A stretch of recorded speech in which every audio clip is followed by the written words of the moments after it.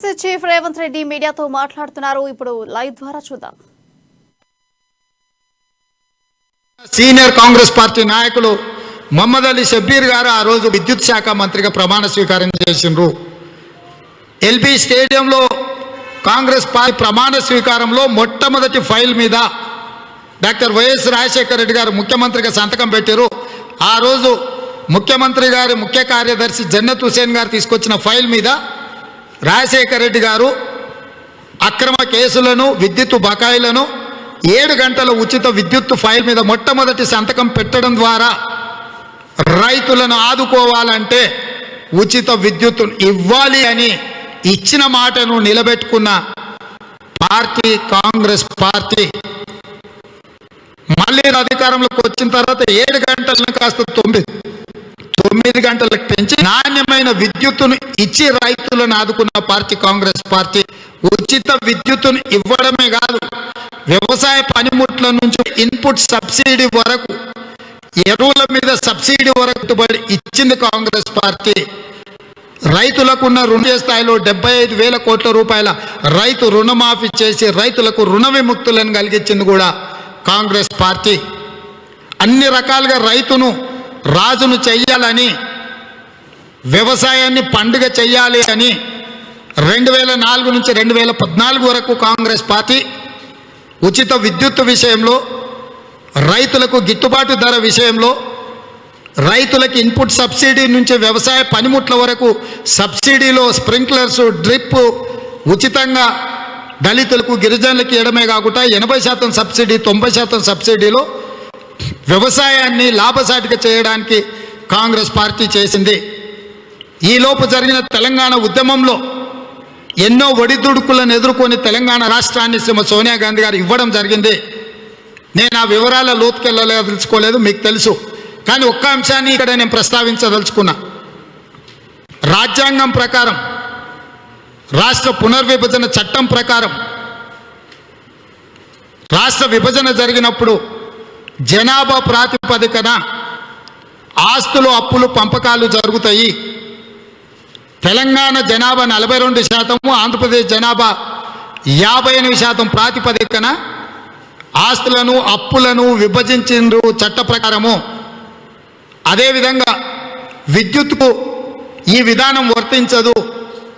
విద్యుత్తు పంపిణీలో ఏ ప్రాంతంలో విద్యుత్తు ఉత్పత్తి చేసే కంపెనీలు ఉంటాయో, సంస్థలు ఉంటాయో, ఏ ప్రాంతాన్ని ఉన్నాయో ఆ ప్రాంతానికే ఇస్తారు. ఆ ప్రకారంగా జనాభా ప్రాతిపదికన విద్యుత్తు ఉత్పత్తి చేసే విద్యుత్తును పంచే అవకాశం లేకపోవడం వల్ల ప్రాంతాల వారిగా పంచితే జనాభా ప్రాతిపదికన 42-58%, ఉత్పత్తి సామర్థ్యం ప్రకారం పంచితే 38% తెలంగాణ ప్రాంతంలో ఉండి 62% ఆంధ్రప్రదేశ్ ప్రాంతంలో ఉంది.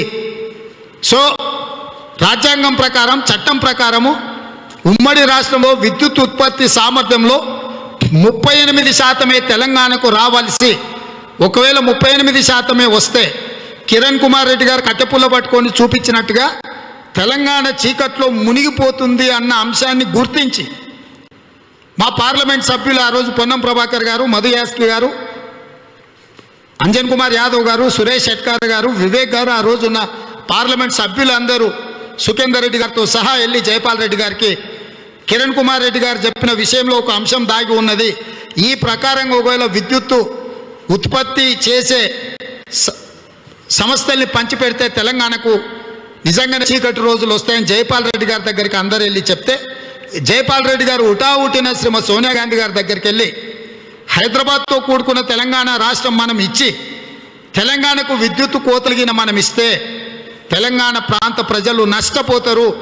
అట్లా కాకుండా ఈ రాష్ట్ర విభజన చట్టం ఆమోదం పొందినప్పుడు వినియోగం ప్రాతిపదిక విద్యుత్తును పంచండి అని చెప్పి మన్మోహన్ సింగ్ గారిని, ప్రధానమంత్రిని, హోంశాఖ మంత్రిని, శ్రీమతి సోనియా గాంధీ గారిని జైపాల్ రెడ్డి గారు ఒప్పించారు. అట్లా ఒప్పించడం వల్ల వినియోగ పద్ధతిలో తెలంగాణకు 53%, ఆంధ్రప్రదేశ్కు 47% పంపకాలు జరిగింది. అంటే 58% జనాభా ఉన్న ఆంధ్రప్రదేశ్కు 47% విద్యుత్ వస్తే 42% జనాభా ఉన్న తెలంగాణకు 53% విద్యుత్ వచ్చింది. ఎందుకంటే వినియోగం ప్రాతిపదికన.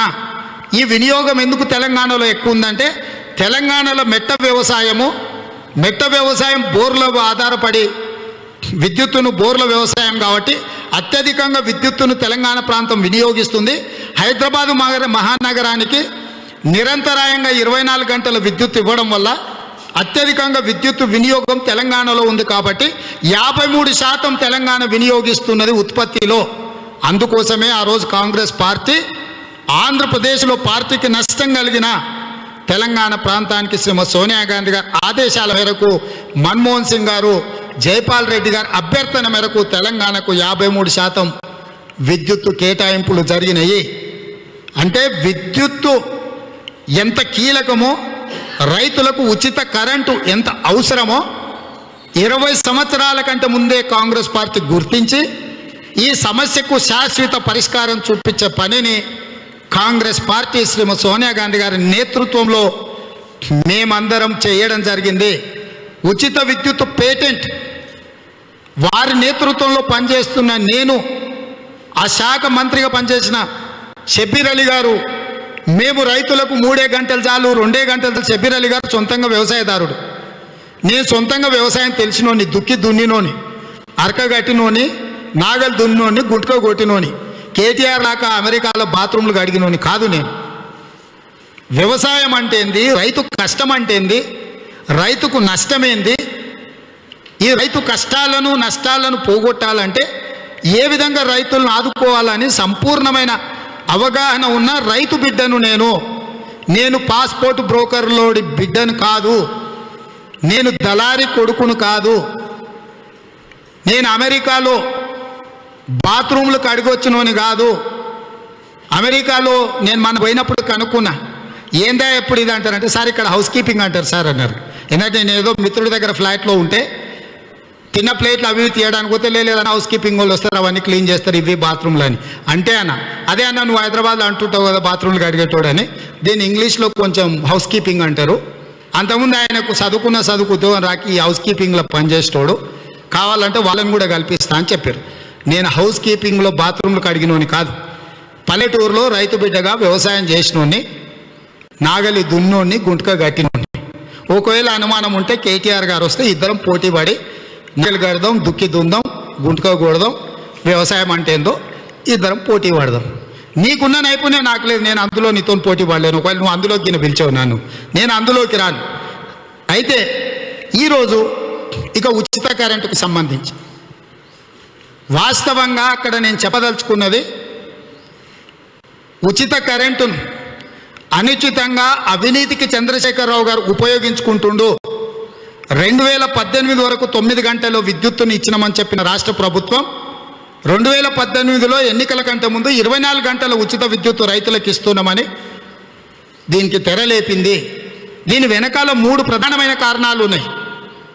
2004 నుంచి 2014 వరకు ప్రైవేటు పెట్టుబడిదారులకు విద్యుత్ ఉత్పత్తి చేయడానికి అనుమతులు ఇచ్చి బొగ్గు కేటాయింపులు చేసి ప్రభుత్వ రంగంలో పెట్టుబడుల కొరత ఉంటుంది కాబట్టి ప్రైవేటు వ్యక్తులను చాలామందిని ఆ రోజు కేంద్ర ప్రభుత్వం ప్రోత్సహించింది.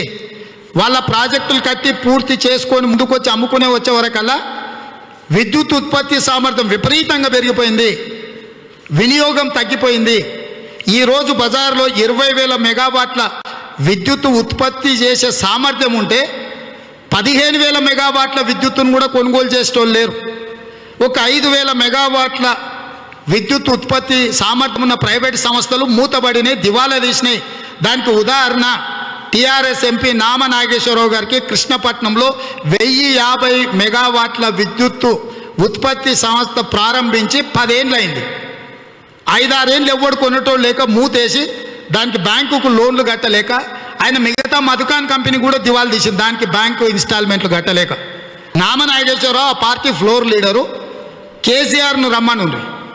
ఇదే కాకుండా నేను ఇంతకుముందు మీడియా మిత్రులకు కొన్ని పేపర్లు ఇచ్చిన.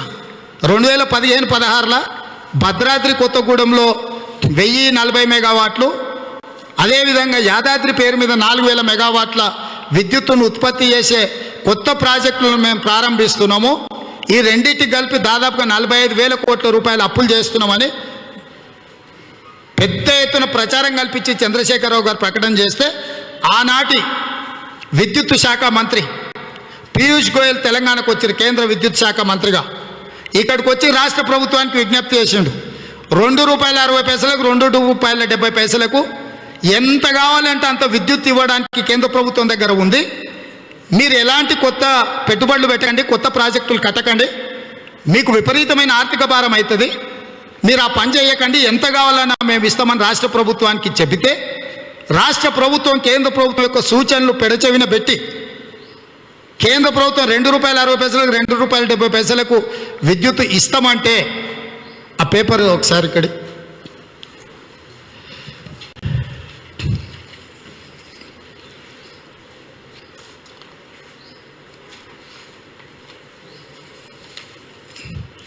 పీయూష్ గోయల్ గారు ఇచ్చిన పేపర్ కటింగ్ ఇది. విద్యుత్ ప్లాంట్ల ఏర్పాటుపై తెలంగాణ పునరాలోచించాలి. పీయూష్ గోయల్ కేంద్ర మంత్రి ఇవాళ పేపర్ కటింగ్ తీసి ఇచ్చిన మీకు. కేంద్ర మంత్రి స్పష్టంగా వచ్చి రాష్ట్ర ప్రభుత్వం దగ్గర మీరు కొత్త ప్లాంట్లు పెట్టి అప్పుల పాలు చేయకండి, విద్యుత్ జెన్కోలను ట్రాన్స్కోలను మీరు తక్షణమే ఆలోచన మానుకోండి, కేంద్ర ప్రభుత్వం దగ్గర మిగులు విద్యుత్ ఉన్నది, మీకు ఇస్తాం ₹2.60 ₹2.70 మీరు పునరాలోచించుకోండి అని పీయూష్ గోయల్ కేంద్ర మంత్రిగా తెలంగాణ పర్యటనకు వచ్చి చెప్పిండు ఆనాటి విద్యుత్ శాఖ మంత్రి. చంద్రశేఖరరావు వినిపించుకోకుండా 4,000 మెగావాట్లు యాదాద్రిలో కడుతున్నాని ₹35,000 కోట్ల దాని మీద అప్పు చేసిండు. భద్రాద్రి కొత్తగూడెంలో కాలం జలుపు subcritical technology Indiabulls అనే గుజరాత్ సంస్థ 7,000 కోట్లతోని కట్టాల్సిన 1,040 మెగావాట్ల దాన్ని 10,000 కోట్లు పెట్టి ₹1,000 కోట్ల కమిషన్లు కొట్టి ఆ ప్రాజెక్టును కూడా కాలం చెల్లిపోయిన సాంకేతికంగా కేంద్ర ప్రభుత్వం నిషేధించిన టెక్నాలజీని తీసుకొచ్చి భద్రాద్రి కొత్తగూడెం ప్రాజెక్టును కట్టిండు. అదొక 1,040 ఇదొక 4,000 దాదాపు 5,000 మెగావాట్లు 45,000 కోట్ల బ్యాంకులలో అప్పులు తెచ్చి కాంట్రాక్టర్లకు ఇచ్చి కమిషన్లు కొట్టి విద్యుత్ జెన్ ట్రాన్స్కోల్ అన్నిటిని కూడా దివాలా తీపించింది. అది తప్పు నేను చెప్పడం కాదు, కేంద్ర మంత్రి పీయూష్ గోయల్ గారు చెప్పారు. ఇది రెండవ తప్పిదం. మూడవది విద్యుత్కు సంబంధించి జెన్కోనేమో ఉత్పత్తి చేస్తుంది, ట్రాన్స్కోనేమో సరఫరా చేస్తుంది, డిస్కామ్లేమో సదరన్ డిస్కామ్ నార్థన్ డిస్కామ్లేమో కన్జ్యూమర్లకి సరఫరా చేస్తుంది, అంటే కనెక్షన్స్ ఇస్తుంది. ఇవాళ మనకు తెలంగాణలో సదరన్ డిస్కామ్ నార్థన్ డిస్కామ్ అని 2 ఉన్నాయి.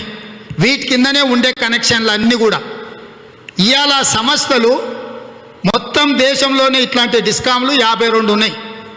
షబ్బీర్ అలీ గారు మంత్రిగా ఉన్నప్పుడు ఈ 2 డిస్కామ్లు 1 నుంచి 10వ స్థానం లోపల దేశంలో కేంద్ర ప్రభుత్వం రేటింగ్ ఇస్తుంది. దీంట్లో అంటే ఉత్పత్తి సామర్థ్యం, సరఫరా సామర్థ్యం, బిల్లుల వసూళ్ల సామర్థ్యం, విద్యుత్తు తక్కువ ధరకు కొనుగోలు చేసిన అన్ని క్రైటీరియా పెట్టుకొని తక్కువ ధరకు విద్యుత్తు కొనుగోలు, విద్యుత్తు సరఫరా చేసి బిల్లుల వసూళ్లు, సరఫరాలో ట్రాన్స్మిషన్ లాసెస్ లేకుండా చేయడం ద్వారా దాని సామర్థ్యాన్ని లెక్కించి దేశంలో ఉండే 52 డిస్కామ్లకు రేటింగ్ ఇస్తారు. ఆ రోజు A+ రేటింగ్ ఉండే, ఇవాళ C- రేటింగ్లకు వచ్చినాయి. 2000 వరుసగట్ల A+ 3 సంవత్సరాలు ఉత్పత్తి సామర్థ్యాన్ని పెంచుకుంది, సరఫరా సామర్థ్యాన్ని పెంచుకుంది, సరఫరా చేసిన దాంట్లో బిల్లుల వసూళ్ల సామర్థ్యాన్ని పెంచుకుంది. విద్యుత్ ప్రైవేట్లో కొనుగోలు చేస్తే తక్కువ ధరకు విద్యుత్ కొనుగోలు చేసి అన్ని రకాలుగా A+ గ్రేడు ఆ రోజు ఉమ్మడి రాష్ట్రంలో షబ్బీర్ అలీ గారు మంత్రిగా ఉన్నప్పుడు సదరన్ డిస్ట్రిబ్యూషన్ డిస్కామ్లు, నార్థన్ డిస్కామ్లు రేటింగ్ సాధించినాయి. ఈరోజు కాంగ్రెస్ పార్టీ అధికారం నుంచి పోయిన తర్వాత కేసీఆర్ విద్యుత్తులో సాధించిన అంటుండు కదా. ఇవాళ ఇక్కడ టైమ్స్ ఆఫ్ ఇండియాలో రాసిన ఆర్టికల్ ఇక్కడ ఉన్నది. 52 డిస్కామ్ల మీద 2021-22లో రేటింగ్ ఇస్తే 45వ స్థానంలో ఉండ్రు, లాస్ట్ 10 స్థానాలలో ఉండ్రు. సదరన్ ఏమో 45వ స్థానంలో ఉంది, నార్థన్ ఏమో 38వ స్థానంలో ఉంది. అంటే మొదటి 10 స్థానాలలో కాంగ్రెస్ అధికారంలో ఉన్నప్పుడు ఈ డిస్కామ్లు, కేసీఆర్ ముఖ్యమంత్రి అయినాక చివరి 10 స్థానాలకు పోయింది. C-